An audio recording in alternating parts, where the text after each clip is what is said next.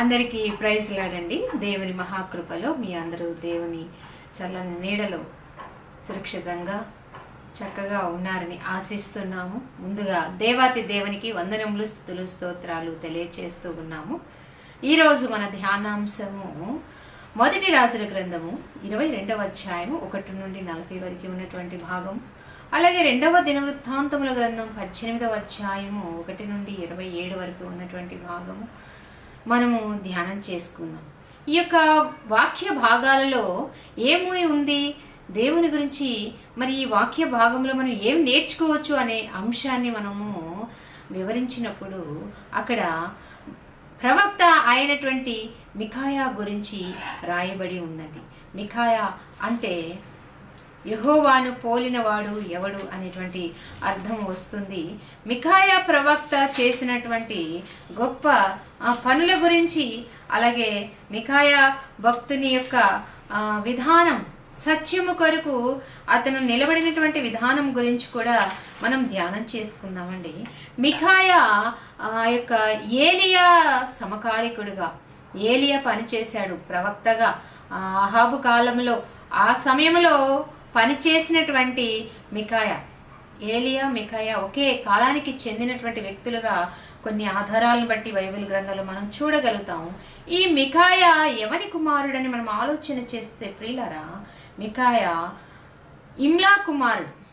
ఇమ్లా అంటే దేవుని చేత నింపబడినవాడని అర్థము. అలాగే మికాయా అంటే యెహోవాను పోలినవాడు ఎవడు అని అర్థం వస్తుందన్నమాట. ఇటువంటి అర్థాలనిచ్చేటువంటి కుమారుడు మరి తండ్రికి జన్మించినట్లు, ఇమ్లాకి జన్మించినట్లు, ఇమ్లా చక్కగా దేవుని యందు భయభక్తులు కలిగిన వాడుగా ఉన్నట్లు మనం చూస్తాం.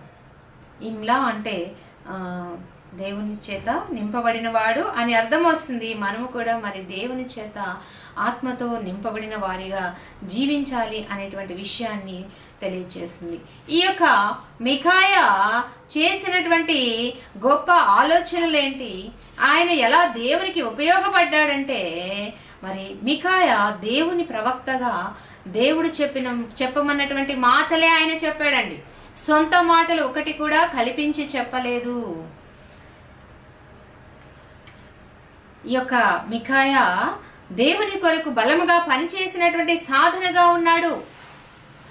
ఆహాబు యొద్ద ధైర్యంగా మాట్లాడాడు అనమాట ఈ మికాయా. మొదటి రాజుల గ్రంథము 22వ అధ్యాయం 19-15లో మనం గమనించినట్లయితే ఎంత మాత్రము ఆ యొక్క ఆహాబు రాజుతో రాజీ పడలేదు. బహు దుర్మార్గుడైనటువంటి ఆహాబు రాజు కాలంలో పనిచేశాడు ఈ మికాయా. ఎంత మాత్రం రాజీ పడలేదండి పాపముతో ఆయన, మికాయాతో. అలాగే ఇతను దేవుని దర్శనాన్ని ఎలాగైతే పొందాడో ఆ దర్శనాన్ని ఉన్నది ఉన్నట్లుగా హెచ్చరించాడు భక్తులని. ఈ యొక్క మికాయా సత్యము కొరకు నిలబడినందుకు తీసుకువెళ్ళి ఆయన్ని జైల్లో పెట్టినట్లు, హింసించబడినట్లుగా మనము బంధించబడినటువంటి మికాయా చాలా బాధలకి గురి అయ్యాడు. దేనికంటే సత్యము వైపు అతను నిలబడి ఉన్నాడు కాబట్టి అతనిని బాధించారు, హింసించారు, జైల్లో పెట్టారు. ఎన్ని రకాలుగా చేసినా కూడా ఆయన సత్యము వైపు నిలబడ్డాడు.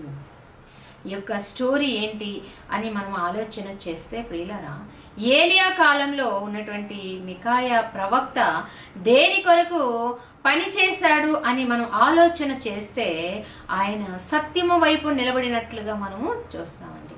మనకి తెలుగులో ఒక సామెత ఉంది, 100 అబద్ధాలు ఆడి ఒక పెళ్లి చేయాలని. మరి ఒక్క నిజము బయటకు తెలిసిందంటే ఆ కాపురం ఏమవుతుందండి?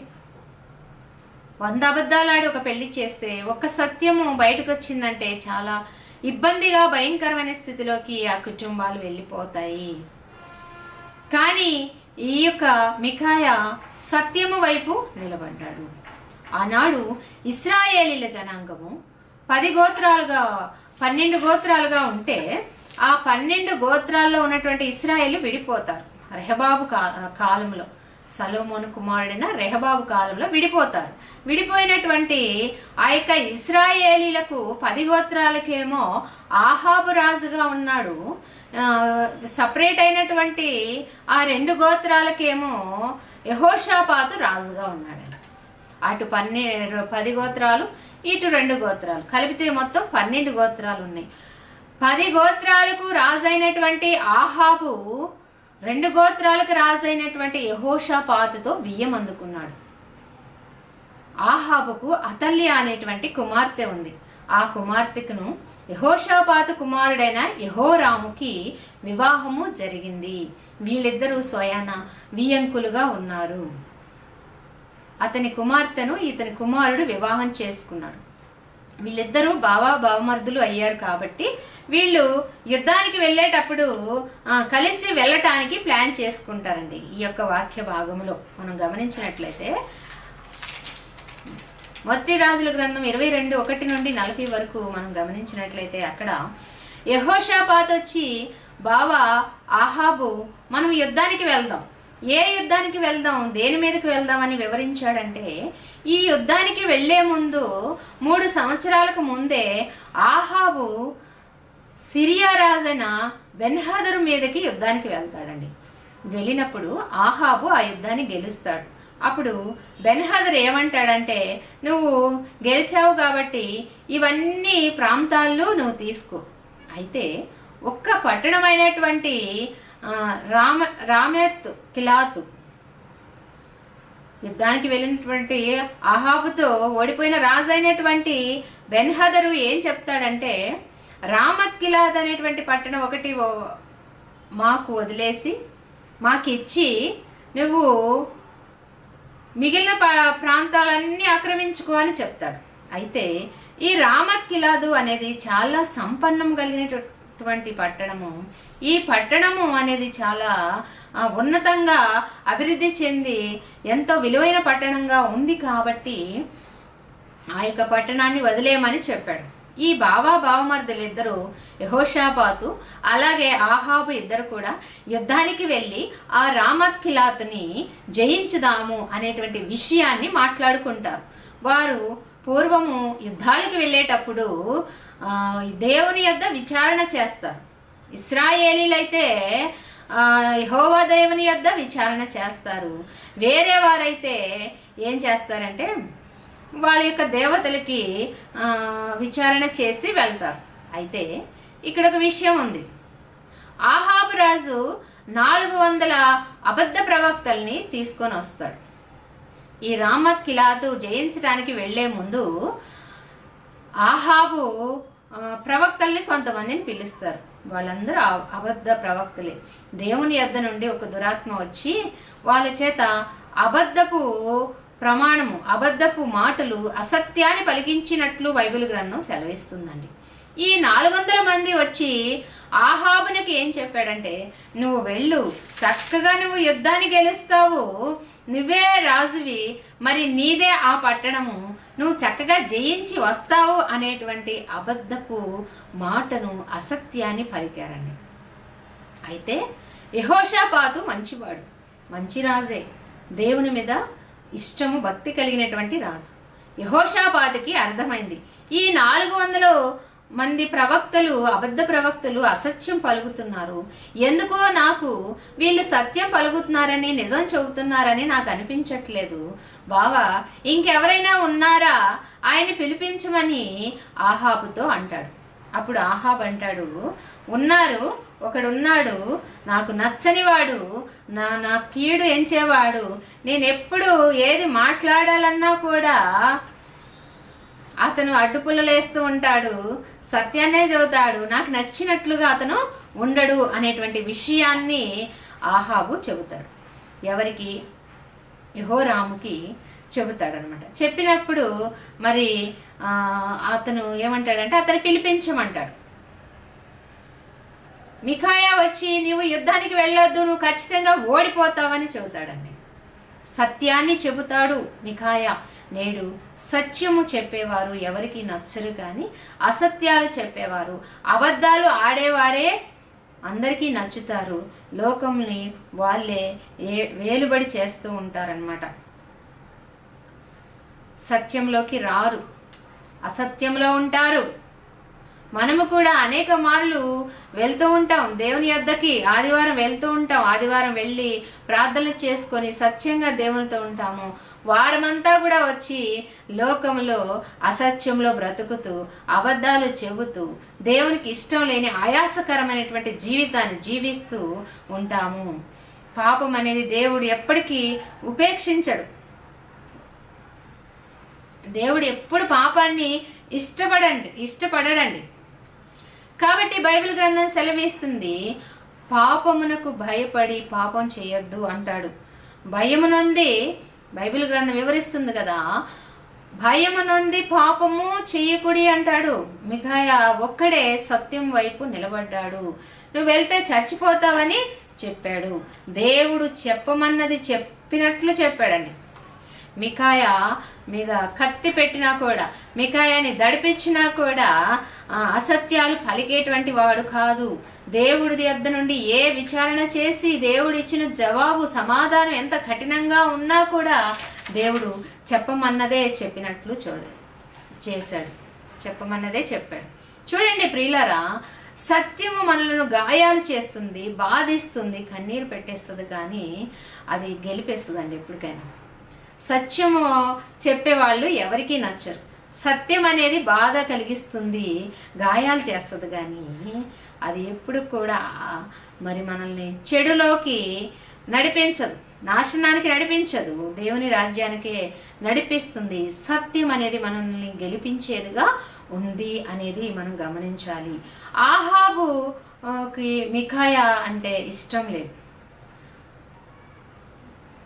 ఎందుకంటే సత్యం చెబుతాడు కాబట్టి.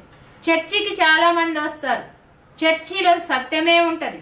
చర్చి అనేది మనకు ఒక ఇంజెక్షన్ చేస్తుంది, బెత్తం పెట్టుకొని ఆడిస్తుంది, నీ హృదయానికి శస్త్రచికిత్స చేస్తుంది, నువ్వు పాపము చేస్తే హెచ్చరిస్తుంది, తప్పుని తప్పుగా ఎత్తి చూపిస్తుంది అనేటువంటి విషయాన్ని మనము గమనించాలి. కాబట్టి దేవుని కొరకే మాట్లాడిన మిఖాయాగా మనం ఇతన్ని చూడాలి. యెహోవా యొద్ద నుండి విచారణ చేసినప్పుడు మరి ఆయనకి అర్థమైంది, మిగతా 400 మంది ప్రవక్తలు చెప్పింది అసత్యం. అది యెహోవా యొద్ద నుండి ఒక దురాత్మ వచ్చి వాళ్ళ చేత అలాగా చెప్పించింది. నీ చావు మూడింది, నువ్వు చచ్చిపోబోతున్నావు, నువ్వు యుద్ధానికి వెళితే చస్తావు అని సత్యము చెప్పి సత్యము కొరకు ఆక్రందన చెప్పాడండి. అయితే అంటాడు కదా ఆహాబు, బావా యెహోషాపాతు చూసావా, ఇతను అసత్యమే పలుకుతాడు, ఇతను నాకు ఇష్టమైన సమాధానం చెప్పడు, నాకు నచ్చినట్లు ఇతను చెప్పడు, ఏదో చెబుతా ఉంటాడు, అందుకే నేను ఇతను పిలవనన్నాను అంటాడు. ఎప్పుడైతే మిఖాయా ఒక మాట పలికాడో ఆ టైంలో అక్కడ ఉన్నటువంటి సిద్నియా అనేటువంటి వ్యక్తి మిఖాయాను చెంప పైన ఒక దెబ్బ కొట్టి ఒక గాయం చేసేలాగా ఒక దెబ్బ కొడతాడు. ఎరా, దేవుడు యొక్క రాజుకి వ్యతిరేకంగా మాట్లాడతావా, సత్యమే పలుకుతున్నావు అంటున్నావు, అది రాజుకి ఇష్టం లేదు అని ఒక దెబ్బ కొడతాడండి అతను. కాబట్టి ప్రియులారా, సత్యము అమ్మివేయక కొని ఉంచుకొనడి, నీ దేహాన్ని దేవుడికి ఆలయంగా ఉంచుకోండి. లోకములు అంతా పాడైపోయింది, లోకములో ఇష్టం వచ్చినట్టుగా బ్రతకకూడదు అనేటువంటి విషయాన్ని మిఖాయా మనకి ఈ క్షణము జ్ఞాపకం చేస్తున్నాడు. సత్యం వెంటే మనము నడవాలి, సత్యమే మనల్ని గెలిపిస్తుంది, సత్యము పరలోకానికి మనల్ని చేరుస్తుంది అనేటువంటి విషయం ఈ వాక్య భాగం ద్వారా మనము తెలుసుకోవాలి. దుర్మార్గుడైనటువంటి ఆహాబుకి, కఠినుడికి అతని మాటలు ఎంత మాత్రము కూడా అర్థం కాలేదండి. ఈ ఆహాబు 22 సంవత్సరాలు పరిపాలన చేశాడు ఇశ్రాయేలు జనాంగాన్ని. ఇదంతా మనం చెప్పుకునేదంతా ఎప్పుడు జరిగిందంటే క్రీస్తు శకం 874 నుండి 852 వరకు జరిగినటువంటి పరిపాలనలో ఈ మిఖాయా మాట్లాడటం అనేది ఉంది. ఒకే ఒక వ్యక్తి, ఒకే ఒక గొంతు, ఒకే ఒక ప్రవక్త దేవుని వైపు నిలబడ్డాడు.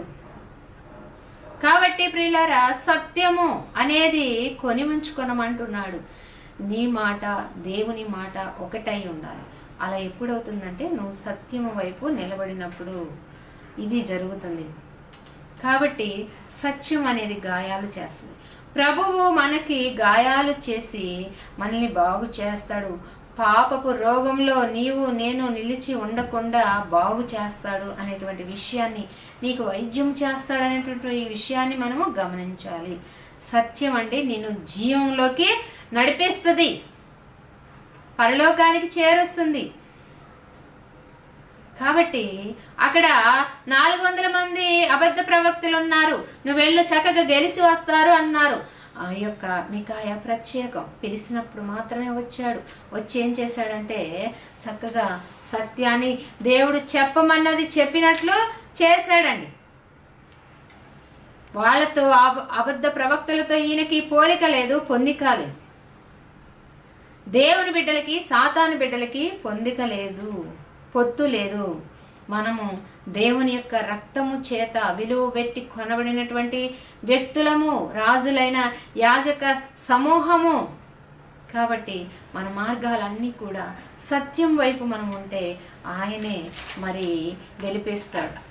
ఈ యొక్క మికాయా చెప్పినటువంటి విచారణ, దేవుని యొద్ద చేసినటువంటి మొర, మరి దేవుని చెప్పినటువంటి మాట అతను చెప్పినప్పుడు అతను ఆలకించకుండా వెళ్ళిపోయాడండి. వెళ్ళిపోయి యుద్ధములో ఓడిపోతారు.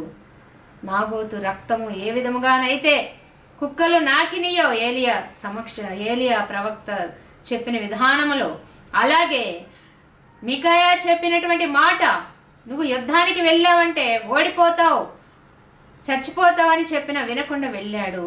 ఎలాగైతే ఆ కుక్కలు ఆయన రక్తము నాకాయో, నాబోతు రక్తము, అలాగే ఈ యొక్క ఆహాబు రక్తము కుక్కలు నాకినట్టు రథమును మనం బైబిల్ గ్రంథం సెలవిస్తుందండి.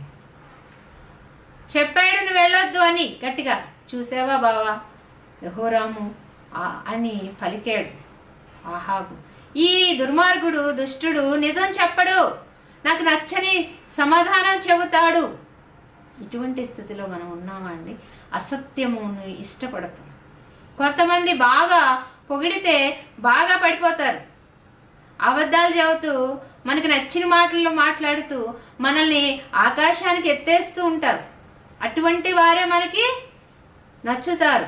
ఎప్పుడైతే మన లోపాలు చెప్పి మనల్ని సరిచేయాలని మన వైపు గద్దించి ఎప్పుడైతే కొందరు స్నేహితులు కానీ కుటుంబ సభ్యులు కానీ చెబుతారో అవి మనకి నచ్చవు. అసత్యం పలికేవారే మనకు నచ్చుతారు, కానీ సత్యము చెప్పి నీ జీవితాన్ని మంచి మార్గంలో పెట్టేటువంటి వారి మాటలు ఎంత మాత్రం మనకి నచ్చు. ఈరోజు మనం ఎలా ఉన్నాం? అబద్ధికులు మాటలు వింటూ, అబద్ధ ప్రవక్తలు చెప్పేటువంటి బోధలు వింటూ అసత్యం వైపు మళ్ళుతున్నామా? వాక్యము చెప్పి నీకు శస్త్రచికిత్స చేసి నీ జీవితాన్ని మార్చి నీ పాపపు రోగమును సరిచేసేటువంటి పాస్టర్ల యొద్దకు నువ్వు వెళ్తున్నావా అనేది గ్రహించుకోవాలి. ఈ యొక్క ఆహాబుకు వ్యతిరేకంగా మాట్లాడితే ఏమైనా చేస్తాడు. ఎప్పుడైతే నువ్వు చేస్తావని మికాయా చెప్పాడో ఆ క్షణంలోనే ఆహాబు ఏం చేశాడంటే, ఇతనికి ఇష్టం లేని ఫుడ్ పెట్టండి, ఇతనికి ఇష్టం లేని ఆహారాన్ని పెట్టి ఇతన్ని కారాగారంలో వేయండి, జైల్లో పెట్టండి, నేను వచ్చిందాకా ఈ మికాయా బయటికి రావడానికి వీల్లేదు, ఇతన్ని అక్కడే బంధించి ఉంచండి, నేను వచ్చి చూసేదాకా బయటకు తీయండి అన్నాడు. అప్పుడు మికాయా నువ్వు రావు, తిరిగి నన్ను చూడవని చెబుతాడు. అది ఆయనకి నచ్చలేదు. కఠినంగా శిక్షించారండి. దేవుని వైపు ఉన్నందుకు, దేవుడి యొద్ద విచారణ చేసి సత్యాన్ని చెప్పినందుకు కఠినంగా శిక్షించబడ్డాడు, ఖైదు చేయబడ్డాడు. బాధకి గాయాలకి గురైనటువంటి మికాయా మనకినా కనిపిస్తున్నాడు. వెళ్తాడు యుద్ధానికి. యుద్ధంలో అతను రామత్ కిలాతుని జయించాలని వెళతాడు. అయితే అతను తిరిగి రాడు, అక్కడే చనిపోతాడు. మికాయా మరి దెబ్బకు గురైనప్పుడు అక్కడ ఉన్నటువంటి వ్యక్తి చెల్లుమని ఒక దెబ్బ కొట్టినప్పుడు యెహోరాము కూడా ఏమీ మాట్లాడలేదండి. మాట్లాడాలి కదా, ఒక్క మాట అయినా మాట్లాడాలి కదా. యెహోషాపాతు ఏమీ మాట్లాడలేదు, ఒక్క మాట కూడా మాట్లాడలేదండి. మరి మాట్లాడాలి కదా. యెహోషాపాతు దేవుని ఎరిగినవాడు కదా. మరి ఎరిగినటువంటి యెహోషాపాతు సత్యమైనటువంటి ప్రవక్తని కొట్టినప్పుడు అది తప్పు అని మరి కొట్టిన వ్యక్తిని గద్దించాలిగా, అలా చెయ్యలేదు. ఈనాడు చాలామంది దేవుని బిడ్డలు, దేవుని వైపు ఉన్నటువంటి పాస్టర్స్, సేవకులు సత్యము చెప్పినందుకు చనిపోతూ ఉన్నారు, గాయాలు చేయబడుతున్నారు, ఎంతో ఆక్రందనకి గురవుతున్నారండి. మికాయా ఉన్నది ఉన్నట్లు సత్యము వైపు మళ్ళించాడు, సత్యాన్ని చెప్పాడు. అది నచ్చదు. ఈనాడు సత్యం అనేది ఎవరికీ నచ్చదండి. ఎవరైతే అసత్యం చెప్తారో, అబద్ధాలు చెబుతారో, పొగడ్తలు ఎవరైతే పొగుడతారో వారే మనకి నచ్చుతారు. కానీ దేవుని బిడ్డలు మరి గాయము చేసి నిన్ను బాగు చేయాలని అనుకున్నప్పుడు నువ్వు లోబడే వ్యక్తిగా ఉన్నావా, లేకపోతే ఆహాబులాగా ఎదురు తిరిగేటువంటి వ్యక్తిలాగా ఉన్నావా? మన మేలు కోరే స్నేహితుడు మనకి గాయం చేస్తాడండి. ఆ స్నేహితుడు ఎవరో కాదు, యేసుక్రీస్తు వారే. నీకు వాక్యము ద్వారా మేలు చేస్తాడు, గాయము చేస్తాడు, స్వస్థపరుస్తాడు. అలాంటప్పుడు దానికి లోబడే బిడ్డలుగా మనం ఉండాలి, కానీ ఎదురు తిరిగే బిడ్డలుగా ఉండకూడదు. ఈ కథ మొత్తము మనకి మొదటి రాజుల గ్రంథంలో కనపడుతుంది. అది మరి మంచి ప్రవక్తగా ఉన్నాడు, ఎవరికీ భయపడలేదండి, దేనికి భయపడలేదు. జైల్లో వేస్తానని చెప్పిన ఆహారము మరి ఇవ్వమని చెప్పినా కూడా భయము లేదు.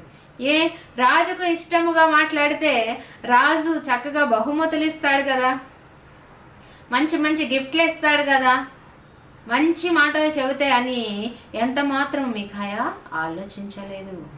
లోక సంబంధమైన బహుమతుల కొరకు మనుషులను మెప్పించాలని మాట్లాడలేదు, కానీ మనుషులందరికీ సృష్టికర్త అయిన దేవునికి లోబడ్డాడు. దేవుడు చెప్పిన మాట చెప్పినట్లుగా నెరవేర్చాడు.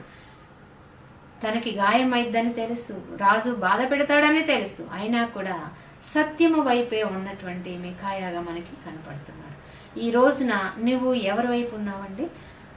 ఏముందిలే, 400 మంది ఒక మాట చెప్తున్నప్పుడు ఆ 400 మంది చెప్పిందే మనం కూడా మమ అనేస్తే అయిపోతుంది కదా, మన జోలి ఎవరు రారు కదా, మనము ఏ సమస్యలో ఇరుక్కోము కదా అని నలుగురితో పాటు మనం కూడా అని నలుగురు చెప్పింది అబద్ధమని తెలిసినా కూడా ఆ నలుగురితో పాటే మనం కూడా అసత్యము పలుకుతూ ఉంటాం. 400 మంది ఒకవైపు అసత్యము పలికితే మికాయా ఒక్కడే సత్యాన్ని పలికాడు. జైలు ఖైదీ చేయబడ్డాడు, అయినా కూడా ఎంత మాత్రము భయపడలేదండి, బాధపడలేదు. దేవుని వైపు ఉన్నాడు, దేవుడు చెప్పమన్నది చెప్పినట్లు చెప్పాడు. కాబట్టి ఈ వాక్యము తిలకిస్తున్న మీరు కూడా ఎవరి వైపు అండి? మీరు దేవుని వైపు ఉంటున్నారా, లేక అసత్యము వైపు ప్రయాణం చేస్తున్నారా? లోకాన్ని మెప్పించే మాటలు మాట్లాడితే లోకం నన్ను ప్రేమిస్తుంది అని దేవుని పక్కన పెట్టి, సత్యాన్ని పక్కన పెట్టి అబద్ధికుల వైపు నీవు ఉన్నావా?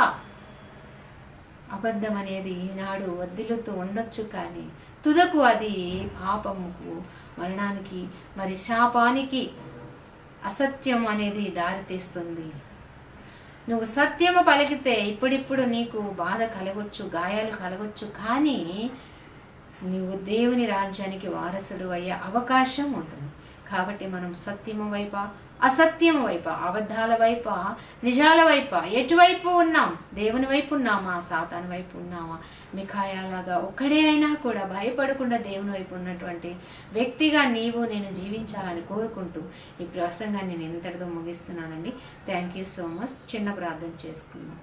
పరిశుద్ధుడా, పరలోకపు తండ్రి, ఘనుడా, నీకు స్తోత్రం. మికాయానైనా సత్యము వైపు ఉండి నాయన బాధలు పడినప్పటికీ కూడా నాయన మీ చిత్తాన్ని ఉన్నది ఉన్నట్టుగా అయా నా తండ్రి నెరవేర్చాడు చెప్పాడు ప్రభువా. అలాగే నాయన మా బిడ్డలు అయా వాక్యం తిలకించే ఈ బిడ్డలు నా తండ్రి అయా లోకము వైపు ఉండక, అసత్యము వైపు, అబద్ధాల వైపు ఉండక, అబద్ధాలు ఆడక నాయన సత్యదేవుని ఎరిగి సత్యము వైపు జీవించేవారుగా ఉండాలని కోరుకుంటూ వారి మనస్సులను మార్చి మారు మనస్సు అనుభవం ప్రతి బిడ్డకి దయచేయమని చిన్న ప్రార్థన యేసు నామం బట్టి అడిగి వేడుకొని ప్రార్థన చేయుచున్నాము తండ్రి. ఆమేన్. అందరికీ వందనాలండి. Thank you so much.